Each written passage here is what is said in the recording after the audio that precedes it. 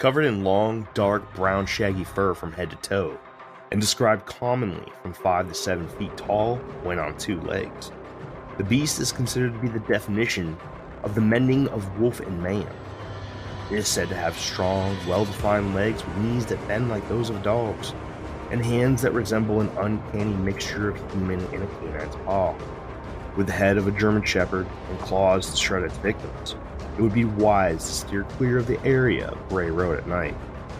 Those unlucky enough to witness it tell of its incredible speed, its terrible attitude, and its love for gnawing on the flesh of fresh roadkill. Careful now. Elkhorn can be dangerous when you're trapped on the side of the road with a flat tire, and those that don't heed the warnings of a chilled evening are sure to see something that they wish they hadn't. No, that's not a dog, nor is that a man. That there is the local werewolf, the Beast of Bray Road. Welcome back to Infinite Rabbit Hole.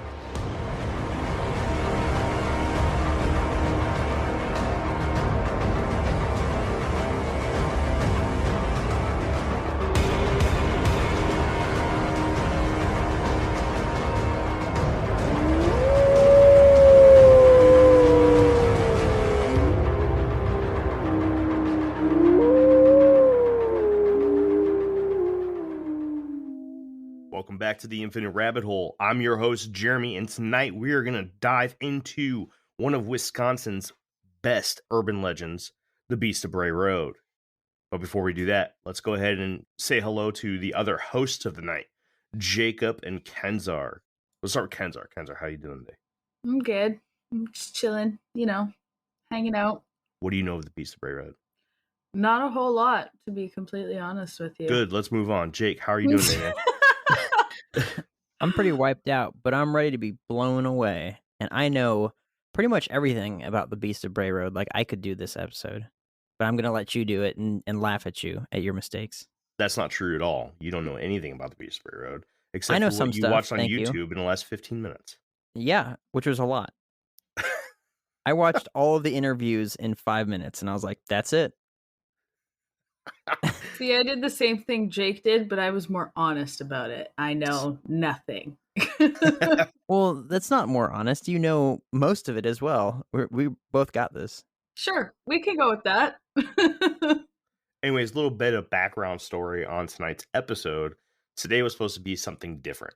So I can't remember if we had mentioned what the next episode was going to be on the last one, but whatever it was is now going to be in 2 weeks, because this is actually going to be a 2-parter. Today we're going to break this episode into the first part, which is going to be the Beast of Bray Road and the history of it, as well as the story. And then the second part, we're going to dive into stories and encounters of the creature, similar to how we did the Jersey Devil episode. Tonight, we have someone coming in from good old northern Illinois, but she grew up in southern Wisconsin, just about 20 minutes away from Bray Road in Elkhorn, Wisconsin. Caitlin, welcome to the Infinite Rabbit Hole. How are you doing? Good. Thanks for inviting me. Well, thank you for showing up. A little background on Caitlin here. Caitlin is my wife's best friend. My wife also grew up about 20 minutes away from Bray Road. And I'll tell you something a little embarrassing, is that before I joined the Navy, I actually lived up there too. Lived in Kenosha, which is, I'd say, about 30, 40 minutes away from Elkhorn, where Bray Road is. And I never took a trip out to Bray Road. Caitlin, have you seen the Beast? I have not.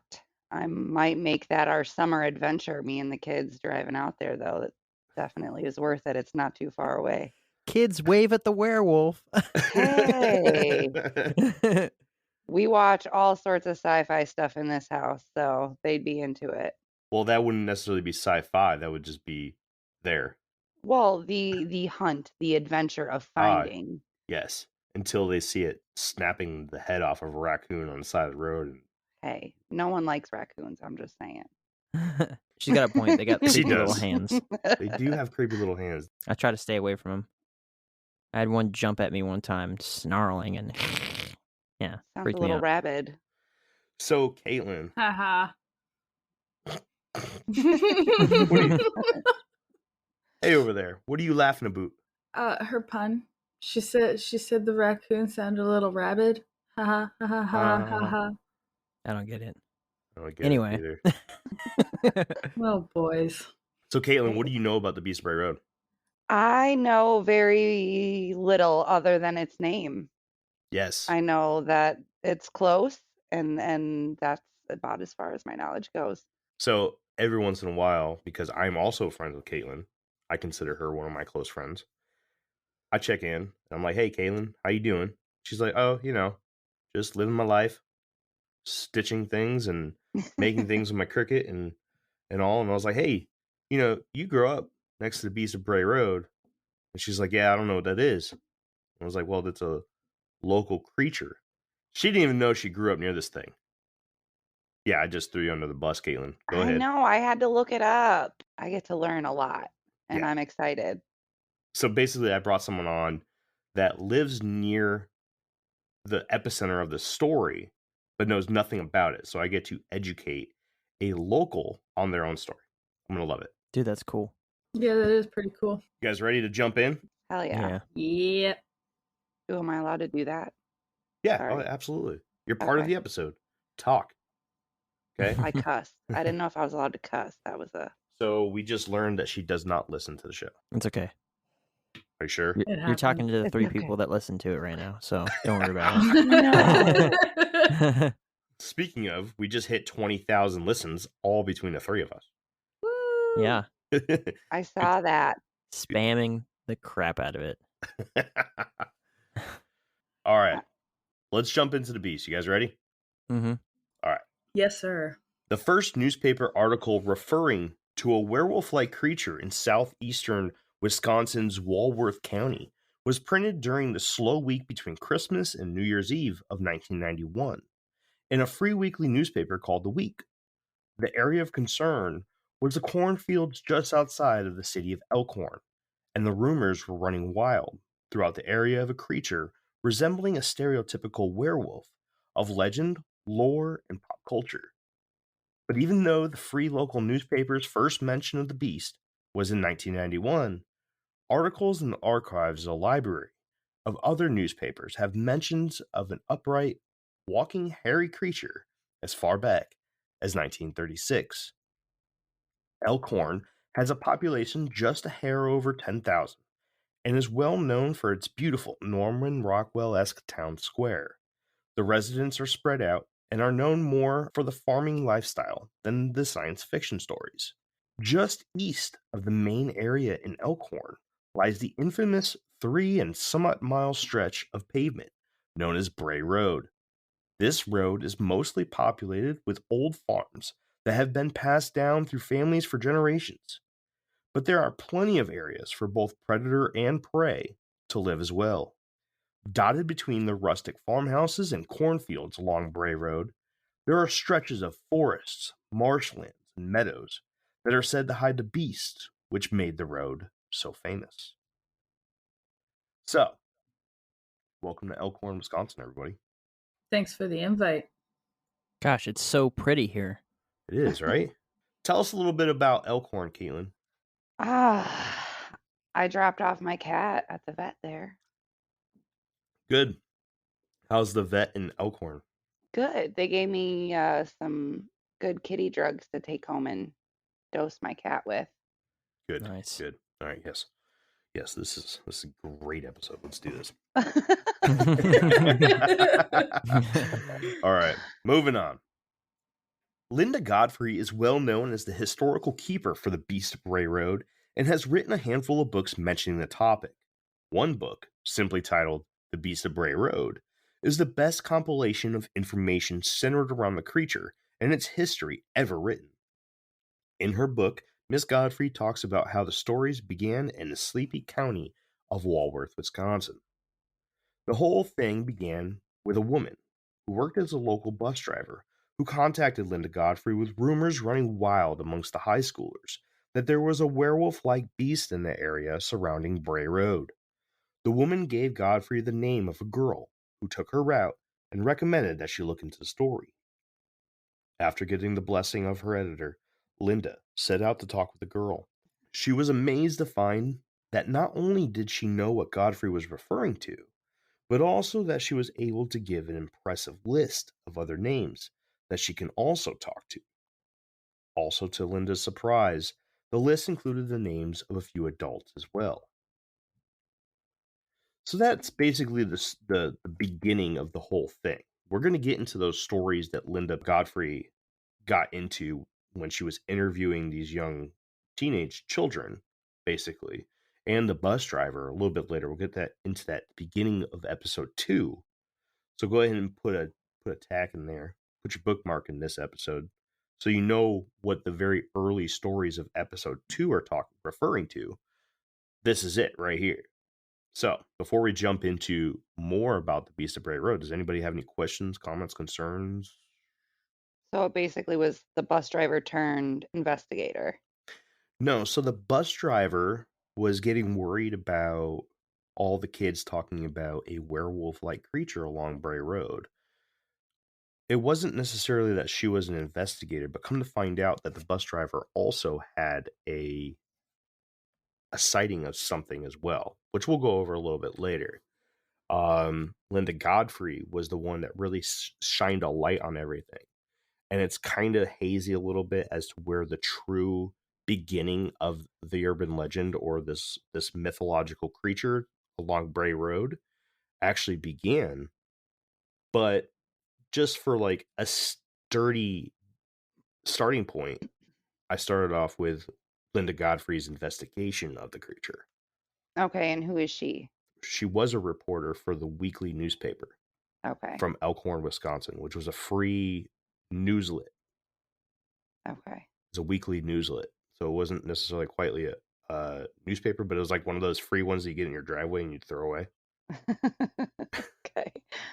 The state of Wisconsin is extremely fruitful with a history of strange animals and creatures that stalk the nighttime tree lines along old dirt county roads. One of the earliest flaps that was described in Godfrey's book, The Beast of Bray Road, was a short series of stories told to her by a woman by the name of Patty Gill. Patty was born in 1948 in Appleton, Wisconsin, about 2 hours northeast of Elkhorn, and closer to the Green Bay area. She claimed that there was a rash of encounters in the years between 1958 and 1968 with a creature around the town that would hide in the shadows, growl, and snarl at all hours of the night. The creature was known for attacking doors and peering in windows, as well as attacking parked cars while people were still inside of them. Witnesses claimed that the creature was not as big as a typical Bigfoot, but bigger than a typical dog, with most people claiming that the creature walked both on 4 legs and bipedally. It is hard to determine what this animal might have actually been. Could this be a very early flap of what we now know as the Beast of Bray Road? What about a relative?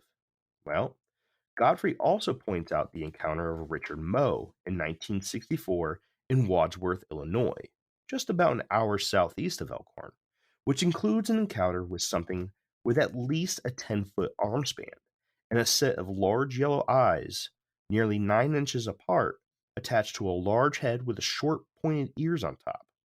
Whatever it was, it had an interest in what Moe and his girlfriend were doing at the time in his car on the side of the road in the middle of nowhere.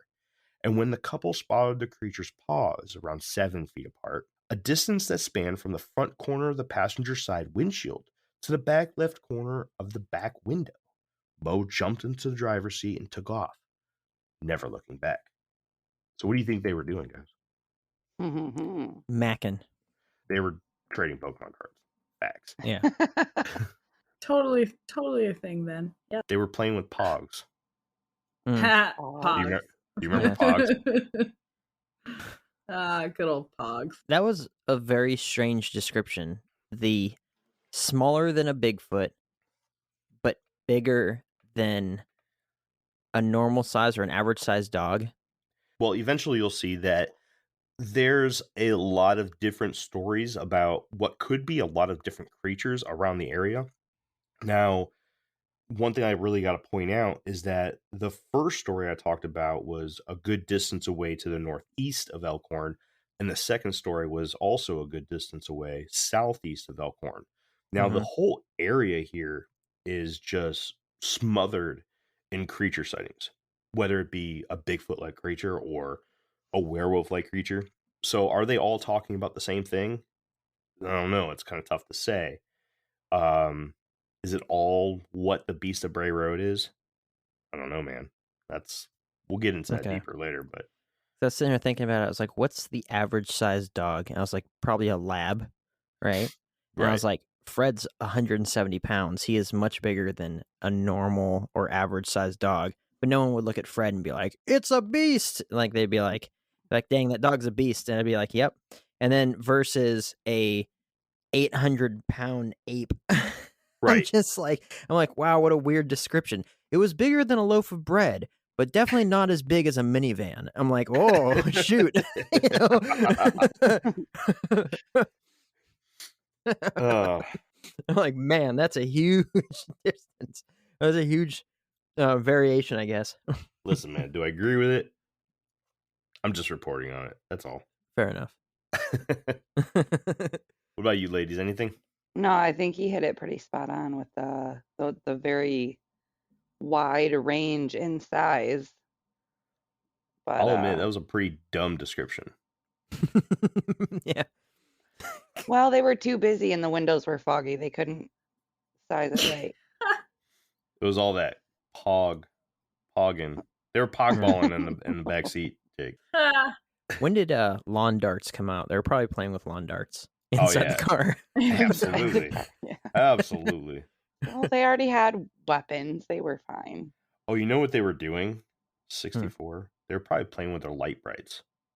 They probably found something really, like a really dark road, super, super dark.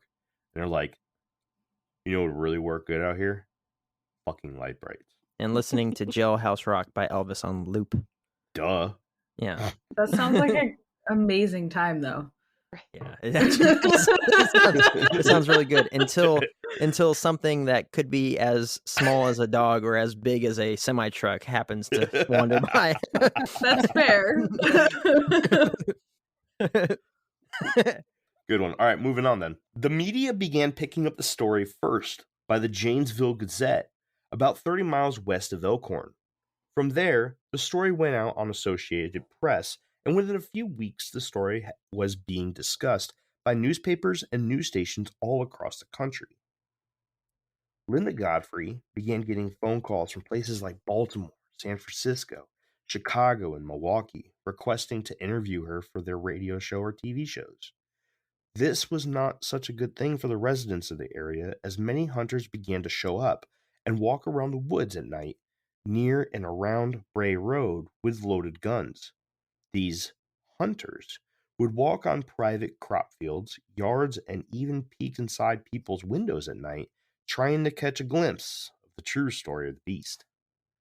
One place in a nearby... bet they were. I bet they were. Oh, sorry, ma'am. I'm trying to find the beast. Jeez. One place in a nearby Illinois town even sent busloads of people on quote-unquote werewolf tours to the sleepy town of Elkhorn.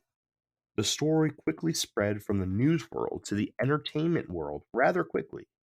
The story had been picked up by Spirit magazine in October of 1992, and a crew for the show Sightings appeared in Elkhorn to interview witnesses for their series. But the beast was never actually highlighted in the program. Inside Edition did end up running a clip on the creature in 1993, and a movie just barely failed being made, which would have starred Mick Fleetwood, drummer and co-founder of the band Fleetwood Mac, starring as the Beast. One of the more interesting articles of entertainment to come out of the Beast scare was in February of 1992, when a DJ from Michigan took listeners on an imaginary hunt for werewolves in Elkhorn, Wisconsin. But really, he just staged the entire thing from a park outside of Grand Rapids, Michigan. Now remember, this was a radio show. This very early adaptation of a docudrama came complete with witty characters and a horrific storyline, which ended with screams, snarls, and then silence. After the radio station admitted that it was all a story, many people called in to state their opinion about how they believed they were really listening to people die at the hands of a werewolf, and some even compared it to 1937's Orson Welles' War of the Worlds. Whoops. So what do you guys think? I think that they should have capitalized more on it right off the bat. Just like not just a few werewolf tours and stuff like that, but I mean like really go all out on it. Right, sell t-shirts. Yeah. Pins. That's what we do, and we buy our t-shirts. Mm-hmm. Right. Hey, They're that I got good. your t-shirt. She did. She's one of the few people outside of us that have bought a t-shirt. Thank you, Caitlin. Thank you. You're welcome. I need another one. Yeah. She doesn't listen to the show. They're Buy a good t-shirt. t-shirts. You know, Yeah. I have not listened to an entire show because I have too much Yeah. shit to do. But I do listen, just Mm-hmm. not to the whole thing. Sure. You know, if I can poke you in the eye with this damn needle through the computer, I would. Yeah. Whoa, I'm a little aggressive. children, He settle likes down. it that way. Ask his wife. Anyways, now a lot of people are going to be missing a huge chunk of the story right here, and I did that on purpose. They're like, what is going on? What is the Beast of Bray Road? This is kind of a little way of getting you to make sure that you come back for episode 2 when we talk about the sightings and the stories, which it all will make sense once it's all said and done, I promise you. But let's just say that there were some events that happened which caused the national news wire to get involved, and the story spread like wildfire. You like that? So You better not drop that link for the inside edition, or they'll be sitting there knowing everything about the story like me and Ken's are. I will definitely Yeah. drop that link. All right, you guys ready to move on? Oh yeah. Let's get into the entertainment world. The Beast did end up making its way into the small screen a few times. The Beast of Bray Road was highlighted in an episode of the new version of In Search of on the Sci-Fi Channel, as well as Animal Legends and Lost Tapes of Animal Planet, and other programs such as Haunted Highway, America's Urban Legends, Hex and Arcane, Slammerang, In Search of Monsters, Expedition X, and Mystery Hunters on Discovery Kids Canada. Yeah. Yeah, there it is. Sorry. A fictional drama ended up finally being made in 2005 by the Asylum Productions and was also made into a really badass documentary by the small town monster crew simply named The Bray Road Beast. Now, I tried to watch this movie. I got to the first kill and I couldn't watch it anymore. I was done. Why not? It was horrible. That bad? Was it the monster? Was it just so terrible? Oh, it was everything, man. It was everything. I 'Cause mean, you watch Monster Quest, don't you? And that show's garbage. it's not garbage. It's dated. Garbage. I Dated wouldn't. hot trash. I would say that some of the episodes are hot trash, but there's some good episodes, dude. If you're talking shit about Monster Quest, you need to retry that. There's some good stuff there. Nah, I'll pass. Anyways, I'll try it. should. I'll be the deciding vote. just remember this stuff was like Sharknado yeah. has better Old. animation than Monster that's not Quest. true at all. Well, no, that's pretty It's Oh. true. That's pretty true. Sharknado is trash. Sharknado is newer than Monster Quest. Yeah. Same budget though. Probably. In any case, what was so bad about the movie? Because I'm probably gonna watch it and just be like, "Wow, Dude. it's time I'll It- never get back ever." So that's exactly what you're going to think too. So the movie starts with them closing down a bar, and there's like the few dudes and chicks that are outside the bar, and like this one dude's like, "Babe, come on back, let's do this," and she's like, "No, I really don't want to wake up on your futon listening to your roommate snore or whatever," and it was really awkward, really dumb. And then the guy's like, "Hey, I heard that." And then the guy who's trying to get the girl to come back to his place is like, "Dude, shut up. I'm trying to get laid over here." And I was just like, "Oh my geez, dude." And she's like, Just super cringy. I Sounds think like a sci-fi original. Yeah. it's worse than that. Oh no! Oh. You're talking about like B flicks. This is like a G flick. Nice. Yeah. Yikes. The monster was like a sock puppet. No, the monster honestly, like for how low budget the movie was, wasn't that bad. A guy with a hairy face. I was straight up expecting like to see a dude in a hoodie That's as the monster, but it honestly, the monster wasn't all that bad. I mean, you're gonna watch it and be like, wow, that's a shitty monster, but like look at the rest of the movie and just be like, okay, at least they put some kind of money into the monster. You'll have to drop me a link for it in the chat because I'm a connoisseur of terrible movies. Oh, so, this is a terrible movie. That's how I know that Monster Quest is so crap, So the first kill happens. She pulls over on the side of the road because her car goes dead, and she pulls over, and instead of them showing it like pitch black and dark and where there's no lighting whatsoever, she's literally under a spotlight. Her car broke down under the Nice. only street light in 20 miles. Isn't that how it always works, though? You're telling me that's never happened to you? It happens to me all the time. And then she gets Hello? sliced in the face by the claws, and it's like she's Oh. like, "Oh, my face!" Oh, Great. No, it wasn't great. But anyways, Caitlin, you gonna watch the movie? Sounds like a really bad porn. Yeah. I wouldn't be surprised if it goes No, down. if you if send it me goes the that link, way. I'll watch it. I'll put the kids and they can suffer with me. You're an awesome. yes. You're awesome. That is parenting there. High five. All right, you guys ready to move on? Mm-hmm. Yes, Because I'm almost done with part 1 already. Dang. These are short episodes. Well, this one's going to be a little on the shorter end, but the next one's going to be nice and long for you. Don't worry, bud. I'm married.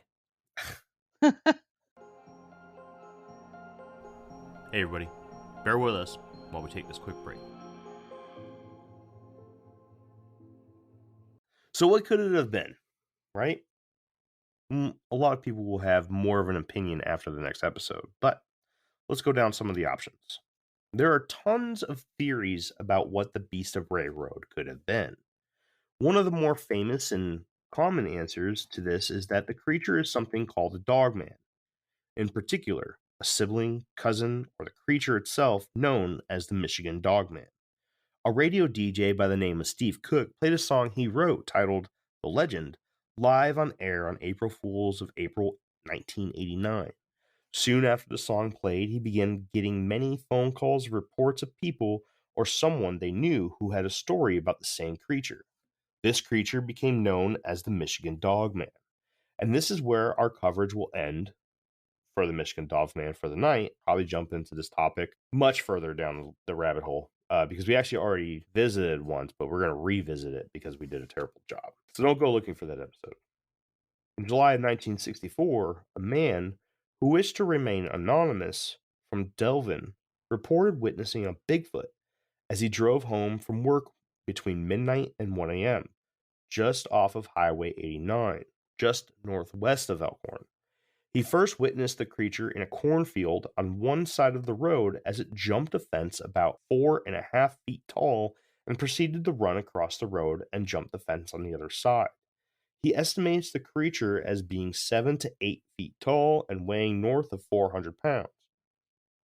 The creature was clearly running on 2 legs and looked like it could have been a very large and hairy human.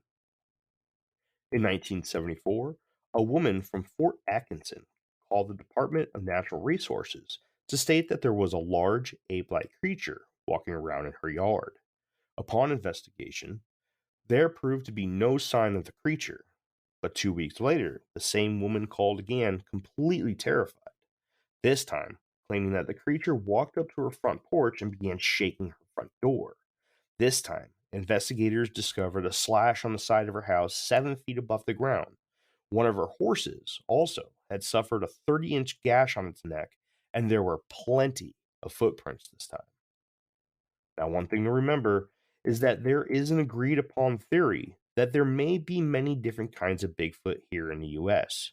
One of those types is a type that we have not touched on yet in our American Bigfoot series, and that is the Gugly, or face eater type, which is known to be close to this general area. The Gugly is known to have very similar physical features to the typical Bray Road beast description. More on the Gugby in a future episode of Infinite Rabbit Hole, of course. And a lot of encounter stories we'll be covering in the next episode that surround the Beast of Bray Road. There are a few telltale signs that point directly to Bigfoot. Strong, horrible smells, guttural screams, 6 to 8 foot tall silhouettes, and general curiosity are just a few that may point at all of these sightings and stories really being about our show's official/unofficial mascot, Old Big Feets. It is well documented in Lauren Coleman's book, Mysterious America, and in newspapers of the time that kangaroos were living freely in the wilderness of the Midwest in the 40s and are still randomly seen and reported to this day. And don't forget, during author Denver Michaels' first appearance on our show, we discussed what he believed when it came to dogman sightings. He believes that kangaroos are responsible for the dogman phenomena that has swept the U.S. in recent years. The next culprit, the Borophagus, which was an ancient hyena-like dog found in North America sometime from the Pliocene to the Pleistocene, roughly 10,000 years ago. In Godfrey's book, near the end, she goes over a different angle for the answer of what the animal could be: a demon. She explains that the first ever article about the Beast of Bray Road in Strange Magazine included a quote from the June 1991 Milwaukee Sentinel article stating, quote, "Pets mutilated, cult activity suspected in Lynn," in which there was a flap of mutilated animals popping up around the Lynn Township that included dogs, cats, unidentifiable skeletons with their throats slit and limbs decapitated, and some even had their heart and other organs removed. This led authorities to start a search and investigation into possible cult activities in the area. To this day, there has been plenty of evidence of cult activity in the area, mostly centered around the area of Milwaukee, just 45 miles northeast of Elkhorn.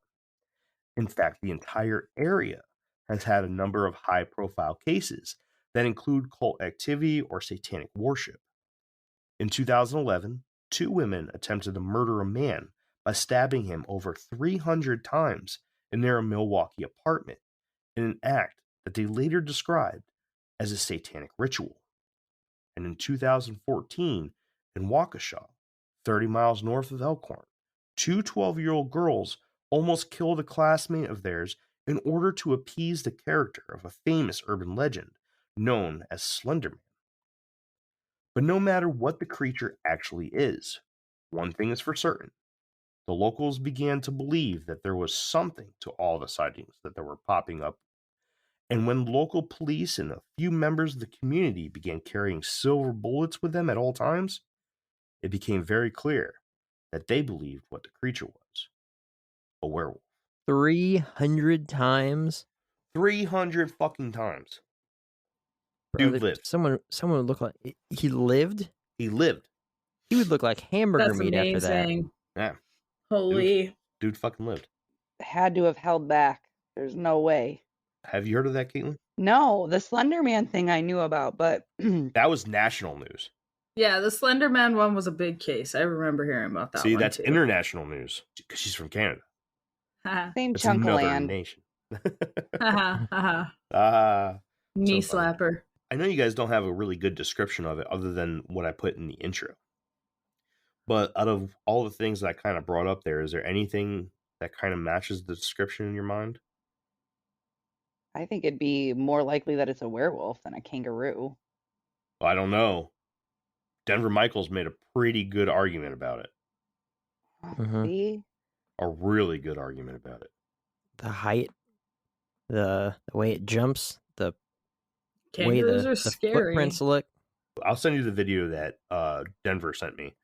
And it's basically like this kangaroo at the sliding glass door. And this kangaroos have claws, man. They have like human-looking hands and claws with pectorals and like delts that are just like, yeah. I know they're super strong. Yeah, like if I saw the silhouette of a kangaroo, I might think it's a dog or a werewolf. Just saying. It's crazy that people got so into it that they were, walking around with silver bullets and stuff. I mean, that would be rather expensive, but at the same time, it's like, what could you really like? Where's the line between cult activity and like animal sacrifices in the woods and stuff like that, and um, a quote unquote beast that's killing things out there Mhm. to the average person, that's just hearing about it, Right. you know. And I don't know, man. Some of this stuff that we'll get into later could be cult activity, and one of the theories, and I think I touch on it a little bit later, is the idea of a tulpa, where, either a tulpa or something that's brought on by satanic worship, which would be even scarier. I don't want to like dig into your sightings and stuff, but I mean I did some research on it, but I didn't find any examples of it like killing people, just animals, roadkill, stuff like that, unless you're going to get into it. But it was just like, when I think of a dog man or werewolf or something like that, there's like people being attacked, not just people stumbling upon something eating roadkill and then it jumps over a fence and they're like, you know, oh no, there it is. It's I'm cleaning up the streets so we don't have to see that every day for the next 2 weeks, I'm just saying.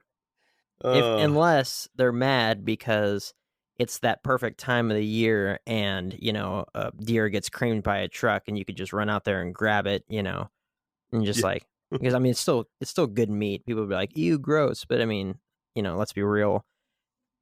And they're like, oh, that dang beast stole that fresh kill. I don't know, man. I mean, I'm not gonna, like you said, I'm not gonna dive into the sightings or anything or the stories. Yeah, you're not going to entertain me at all. I know. I Not get right it. now. I'll entertain you later. Don't worry, bud. We'll get there. I'm so married too. I'm so fucking married. There are ladies in this chat room. I know. Jeremy's being all gross. I'm trying to be like, boys. I'm trying to be like scientific and thinking about things and thoughts and whatnot, and he's over here with his fake country accent and sexual innuendos. Thinking about how much I love my wife. She's so beautiful. I love her so much. She's gonna listen to this, so she's gonna hate me. Anyway, she's like, "You embarrassed me with your embarrassed me in front of shenanigans." Caitlin. Mm-hmm. Oh, please. Oh yeah. No, you don't even want to hear the things that my husband have said to me recently. It's I awful. don't want to hear the things. You're right. You don't. I don't. He's like a 12-year-old boy sometimes with the weird things that come out of his mouth. Mm. They're entertaining though. Let's get into what else it could be. Well, if it wasn't some mythological, cryptozoological, or extinct animal, nor was it brought into this world by way of satanic rituals, then what real zoological animal could it have been? Well, the wildlife in Walworth County is vast. A ton of animal species that could fit into vague descriptions of the beast do live in the area. The typical animals spotted are coyotes and foxes, but even some domesticated dog breeds get blamed as possible perpetrators, like the Great Pyrenees and an Irish wolfhound. Although rare, more dangerous animals wander into the area of and around Elkhorn, Wisconsin. Animals like the American black bear and gray wolf are spotted infrequently in the area and cause many citizens to believe that the beast is no more than a large, deformed, or mangy black bear or wolf. What do you guys think? A Great Pyrenees is pure white, Right. and they look like big, giant, massive poof balls. Hey, man, I'm just going off of what something else said. I don't know who's out there seeing a Great Pyrenees, and they were like, "Oh, it's a monster!" It tried to lick me. What if it was a mangy Great Pyrenees? What if it got into a mud puddle? Yeah, Ooh. I don't know. Kenzer looks like she's the expert in this. She's squinting. She knows something. Totally the expert here. I know nothing. You're doing great, kid. Oh, thanks. So proud of myself over here. Yeah, I don't know. On the other hand, I Have like you the mangy guys wolf idea. right? Sorry, continue, Jake. Oh no, I was gonna say, have you ever seen a shaved bear before? A shaved black bear? They look like the guardians of the nightmare realm. Like if there was a mangy black bear, holy moly, I could see someone looking at that and being like, "That's a dang werewolf." Yep. Dude, shaved bears are scarier than the ones with hair. They're freaking Yeah. terrifying, dude. All are. Yep. Because their What skin's is black that? too. Yeah, I Right. know. What? Right. Oh my! It's That not looks just like their a hair; it's their skin. that looks like a giant mangy rat. Yeah.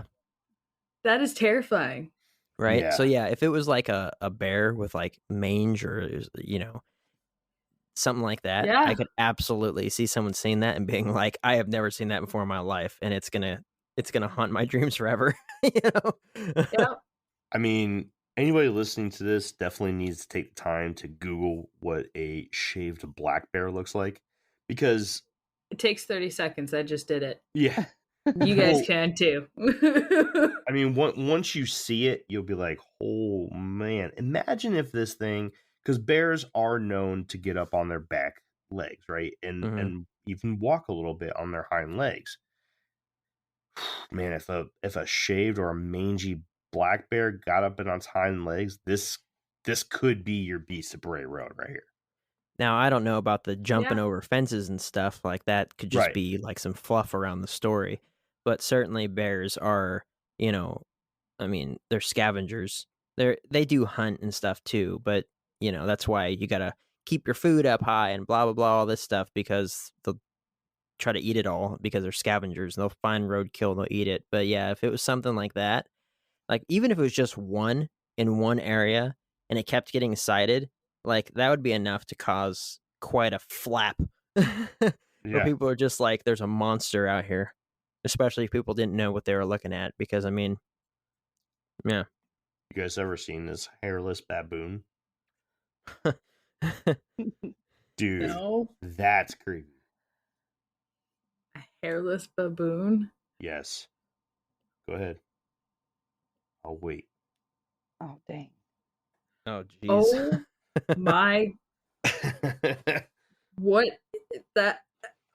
Okay, I'm gonna have nightmares now. Thanks. No. That Oh my is Oh gosh. God. that is really terrifying, actually. Baboons are really mean. Yeah. Wait till you see Yeah, this it- hairless one. I'm No, thank you. saying. Good to go. So glad we don't It have looks that like problem it's here. dead. It looks like a does. zombie. Yeah, it looks like a zombie of sorts. Oh my gosh.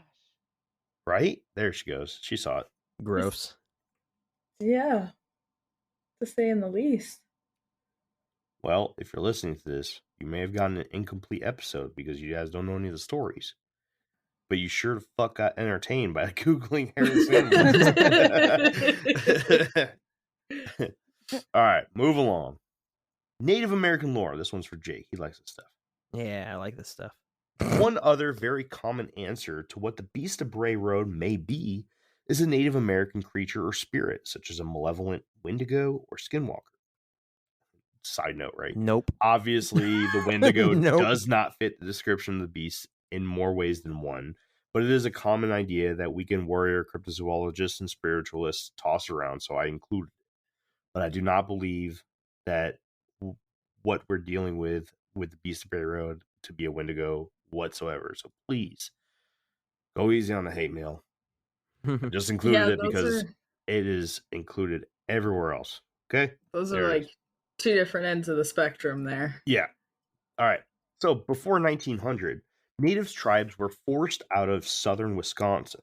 Some of these tribes are the Ojibwa, Ottawa, the Saw, Fox, Ho-Chunk, and Potawatomi.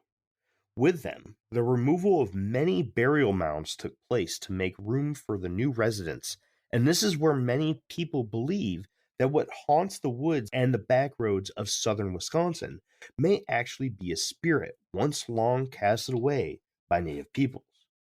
There are, and were, so many burial mounds in this area that there are now recognized national monuments and protected reserves that stand as a reminder and a memory of what was once there. Animal effigy mounds were also common in the area. Mounds shaped like thunderbirds, panthers, lizards, and turtles are just a few of the ones that we know stood in the area. Some still stand to this day. In an interview with Sean Hannity of Fox News, national news television channel, Linda Godfrey stated that she had made a map of these mounds across Wisconsin and a map of what she calls wolfmen sightings. As the visuals of the two maps overlay each other, it becomes clear that the locations of the sightings in the ancient Native American mounds do in fact share more than just a tie with each other in Native lore. Another creature that the Loe natives had stories about in their traditional lands of Wisconsin before ultimately moving as far south as Oklahoma is the Shunka Warakin. The Shunka Warakin is thought to have been a known prehistoric relative of the hyena, typically referred to as a ringdocus, that was black or brown in color, high shoulders, and a back that sloped down to its hindquarters. The creature's name to the Ioways, Shunkawarakin, means carrying off dogs. There have been stories all along the northern Midwest states of creatures matching the descriptions of ringdocus. In the book Cryptozoology A to Z by Lauren Coleman and Jerome Clark, they reference a cryptozoologist by the name Mark A. Hall that has documented sightings of, quote, mean-looking, near wolf-like, and hyena-like animals from Alberta, Nebraska, Iowa, and Illinois. There is even a mounted taxidermied ringdocus in existence and currently at the Madison Valley History Museum and is owned by the Idaho Museum of Natural History. Stand by. This might be something we dive into deeper, but in order to stoke the fire behind the Native American spirit theory a little bit, Linda Godfrey mentions in her appearance in the Bray Road Beast documentary by Small Town Monsters that during her research on Bray Road itself, she came across books in the local library that referred to what is now known as Bray Road as a popular Native American trail that eventually led them to a few different lakes that were common to be used for their summer living. Coincidence? I don't know. What do you guys think? I think Indian burial grounds have a lot more to do with stuff than we give them credit for. I think Indian burial grounds have nothing to do with anything except being a cemetery for Indians. Well, mounds are a little bit different. Mhm. Not only did they bury their dead, but they also buried a lot of trinkets that were possessed or thought to be possessed, a lot of pottery, a lot of art. It was also thought that they would bury anything that would cause their tribe or village to have some sort of danger, right? So let's say if there was a bear that was causing them a lot of danger where it was going around killing a lot of people while they were out hunting, when they finally killed it, they would add it or have it put into one of these mounds. So the beast is like Cujo. That's it? That's all you guys got? Yeah, I don't know, man. I'm still waiting to get into these sightings. Did you look up the ringdocus? I did. It's not as big as I thought it was going to be. I thought it was going to be some like crazy big wolf or something like that. It really isn't that wild. Well, I mean, wolves are big, you know, Mm-hmm. but it's just like, I don't know. It wasn't what I expected it to be. Right. But the fact is that they've done DNA testing on this thing, and it does not match any canid in the world, which is pretty cool. What, the ringdocus? Yeah. It was shot by a farmer in Iowa, I believe it was. Mm-hmm. It now is in a museum in Utah, or not Utah, Idaho. And apparently, like, this thing was like killing livestock and crazy shit. But you can actually see a picture if you Google ringdocus, Ringdocus. There's a picture of the man who shot it standing next to the taxidermied body. It's actually a pretty interesting. I mean, you look at the body structure and it looks like a hyena. Yeah. Right? The butt is tapered downward and the chest is beefy. Mm-hmm. You know? I suppose if something like that was running around, then it would be like, oh, geez, that's a crazy looking wolf or dog or something like that. I don't know. Right. I'm still kind of in limbo with this whole thing because it's like nothing we've talked about so far, with exception of the hairless bear, has even come close to where if I was just, I don't know, I don't want to Yeah. say walking in the woods, but say like out on a unoccupied road or whatever, right? Empty road, just me, and I saw something like this, or I had car troubles, because I mean it happens, and I saw something like this, that I would be like, say anything other than like, dang, that's a crazy looking dog, Mhm. or that's a big wolf or something like that, that I would be like, oh my gosh, it's a beast or it's a monster, or I have no idea what that is, or something like that, that I would go up to anybody else and just be like, I saw a monster out there Well, versus I saw some big giant dog. I don't know. and you know, like you said, without the stories and everything, Hmm. it's going to be very hard to determine what our opinions are on this thing. Yeah. Um, but that's it. That's all I have. That's the whole story and the background of the Beast of Bray Road. And I know a lot of people are going to be listening to this, be like, this fucking episode sucked. But you know what? Yes. It was the history of a local urban legend or cryptozoological creature, which is actually, something close to me personally when it comes to Caitlin and my wife. So this is Hmm. something I really wanted to cover, and I wanted to do really good. I can promise you, I didn't miss anything. I definitely dug in and got probably more than what I was expecting. To be honest with you, because I was expecting to do all this in one episode, but I have quite a bit of sightings that we're going to go over in the next episode that will maybe spice up this episode a little bit more. So, Caitlin, did you learn anything today? I learned a lot. It makes me really want to go to Elkhorn and start messing around. Well, don't, because all the farmers get pissed when people do that. Well, I'm not talking like trespassing and all that nonsense, I'm just but looking for the beast. I mean, Looking for the it beast. just depends how many of these I get to have. Yeah, And I'm just looking for the beast. You're like hacking yeah, up a cow, being like, I needed bait for the beast. yeah, see, that's what chicken liver's for. Yeah, there was a story that I did not include where a guy put out a bucket of KFC as an attempt to try to lure the Oh, beast. Does it work? No, probably brought in Oh, plenty of raccoons, Rats. so it was yeah, actually right. Linda Godfrey and somebody else that went out there, and they put the bucket of KFC out, and uh, they ended up not being able to stay out there the entire night. But when they went back, the chicken was gone out of the bucket. I mean, Oh, could weird. have been anything. I mean, Shit, it could have been a hobo. look, if I rolled Yeah. up on a bucket of KFC, I'd be like, well. but finders keepers rule. You're right. Yeah. but yeah, that's it. That's the whole background of the Beast of Bray Road. Can Now, we give speculation prior to getting into the second part?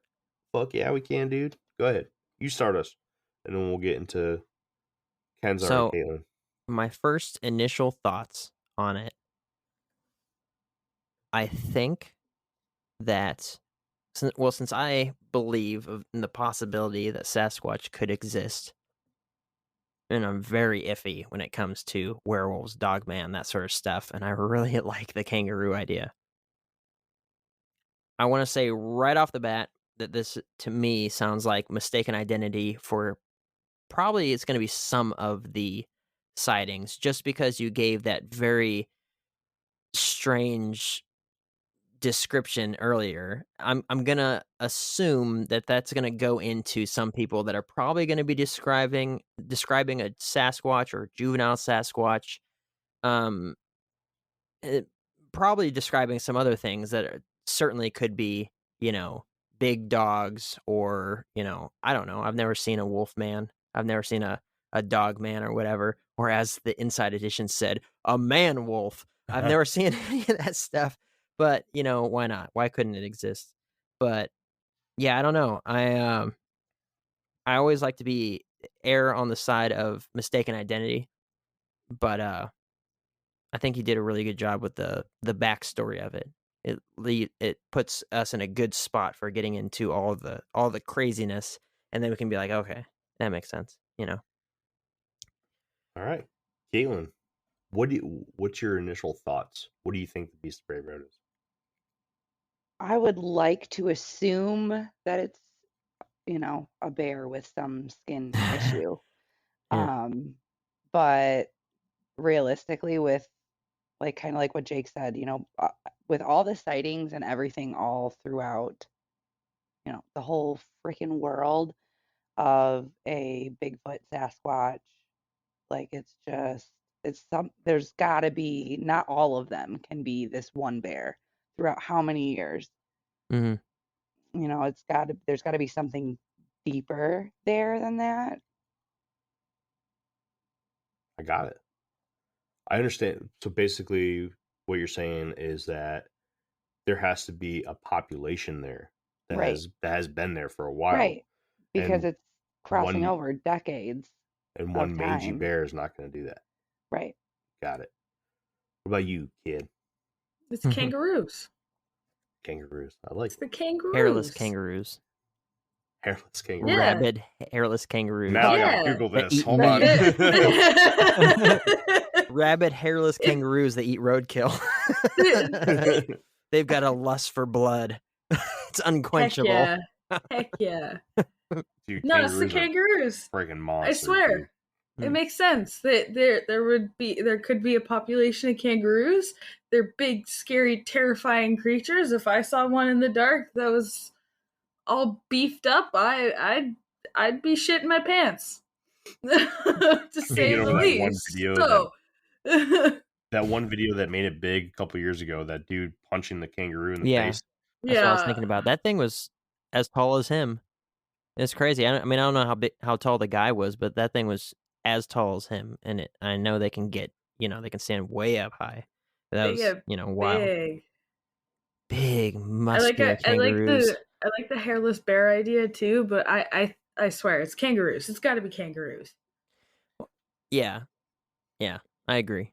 But at the same time, I mean, if this area that you're describing is as desolate as you described, then it would make sense that people would see a number of different things. And if there's hysteria out there to say that, like, oh my gosh, there's a monster running around out there, and people saw a Sasquatch, or they saw a kangaroo, or shoot, they saw a wolf man, why wouldn't people describe it as all being the same thing and saying, I saw the Beast of Bray Road, So I think that it could be a number of different things, and we'll see when you report all the sightings to us.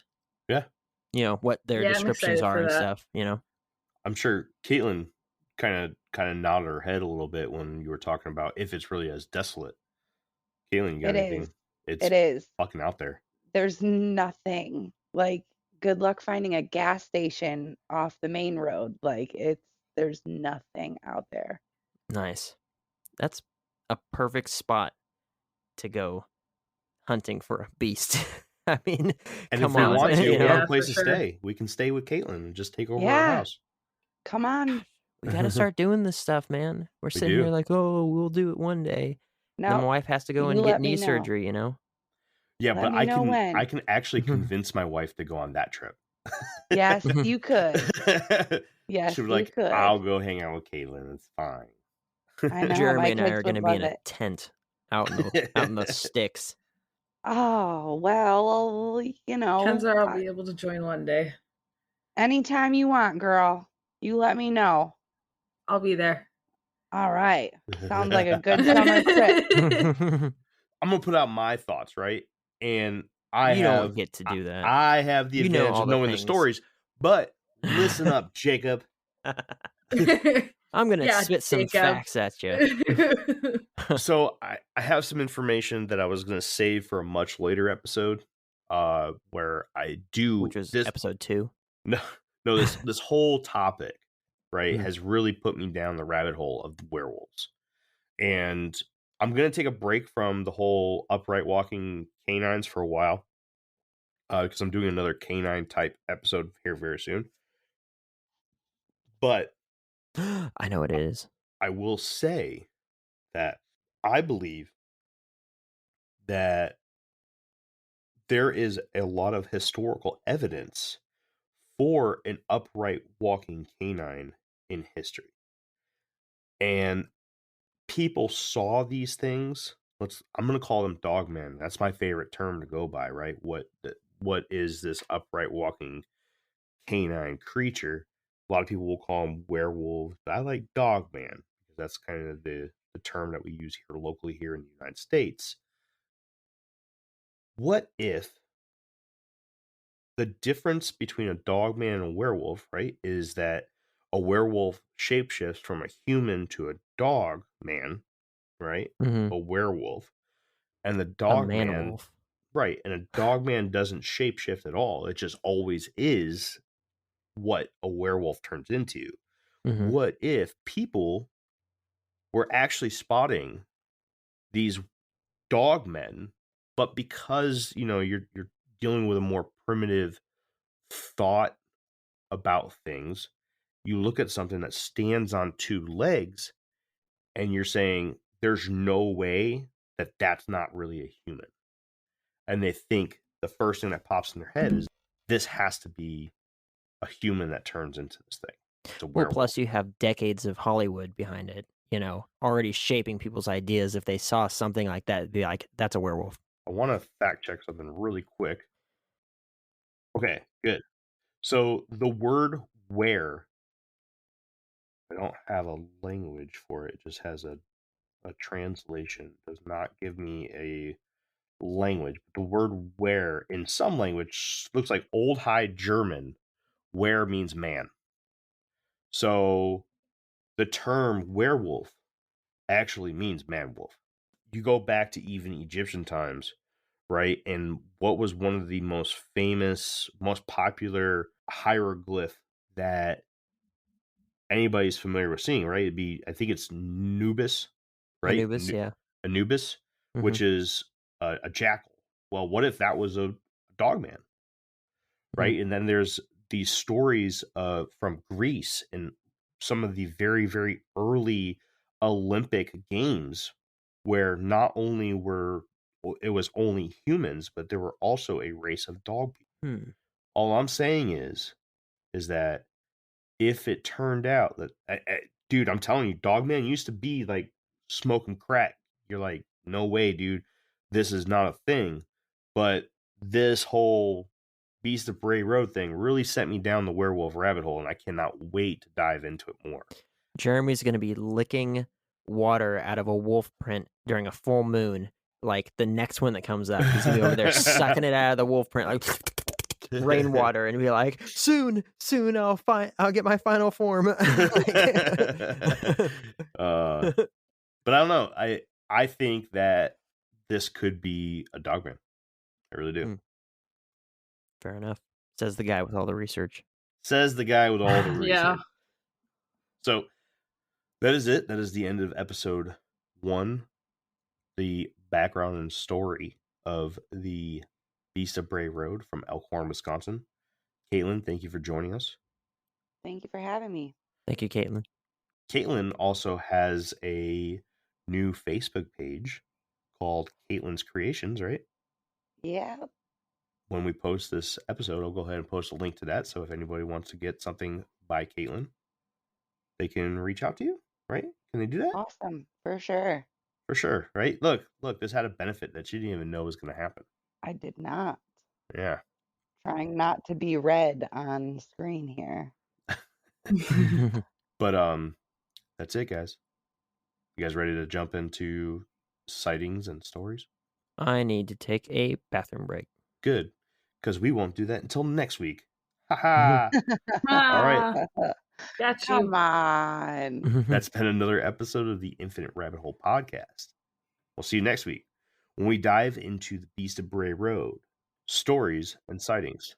Bye. Oh, Bye, guys. bye. Bye.